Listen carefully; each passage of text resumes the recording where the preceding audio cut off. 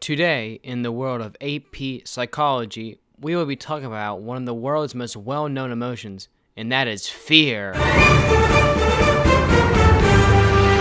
Fear can be felt in many ways, such as walking through an unpleasant area, experiencing a scary theme park ride like the Tower of Terror at Disney's Hollywood Studios,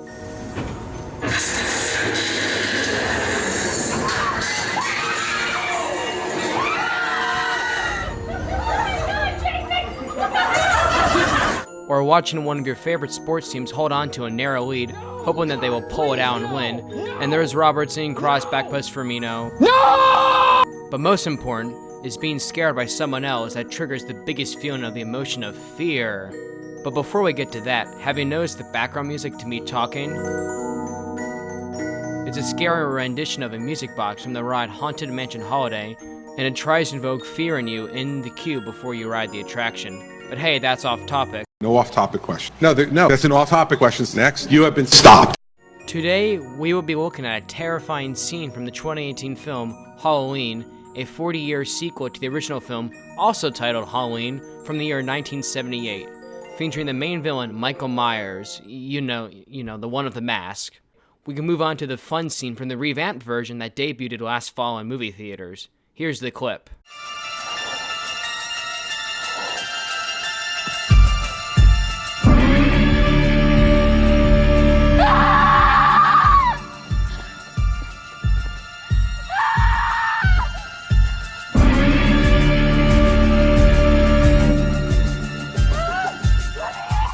When I first saw that scene, it easily induced fear into me, as well as it did to the girl screaming named Allison.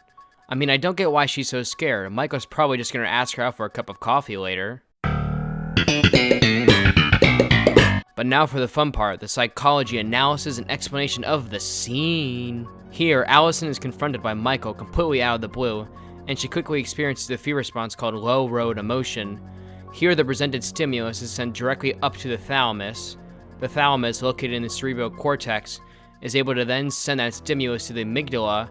I'm not going to do that voice thing people did in years past, that's too predictable. Which in turn create the response of Allison putting her hands near her head and running away from the scene, sensing the danger that Michael creates.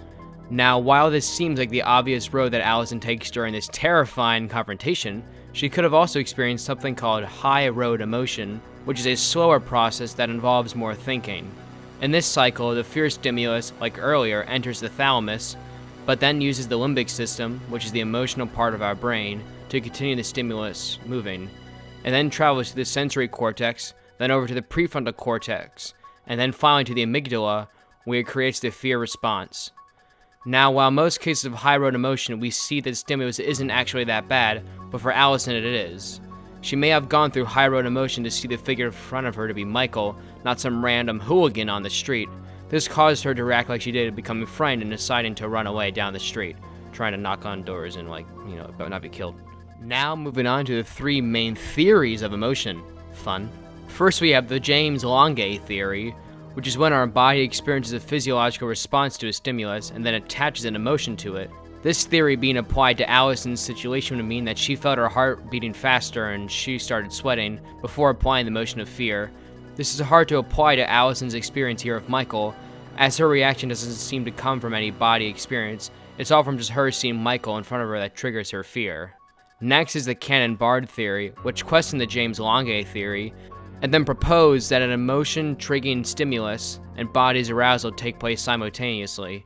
This would mean that Allison had her heart rate increase and sweat at the same time of her feeling the emotion of fear. This could work in this situation, as it happened so fast that Allison felt it all before running away down the street. Finally, the last theory, called the two-factor theory. This theory suggests that our physiology and cognition create the experience of emotion. Basically, this situation caused both of the bodily experience and cognitive appraisal to trigger the emotion. This one works well with Allison, as she experienced her heart beating faster, as well as knowing cognitively that was Michael, a person trying to kill her right in front of her, to trigger the emotion of fear.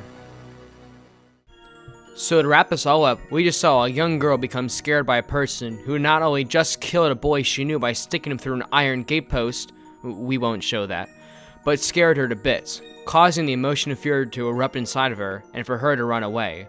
We looked at all 3 theories of emotion, which names everyone probably knows by now. I mean, you should. And then we looked at the 2 fun roads of emotion. Oh, if you haven't seen Halloween yet, don't watch it at 8 o'clock at night with no one else in the house like your narrator did earlier. It'll be hard trying to fall asleep at night.